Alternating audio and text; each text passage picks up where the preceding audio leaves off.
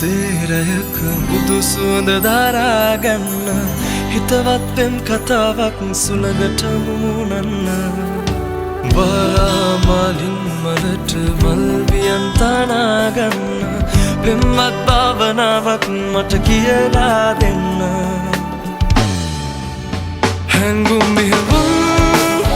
තුරුල් වෙදී සිතුම් ඉගිල්ලෙවී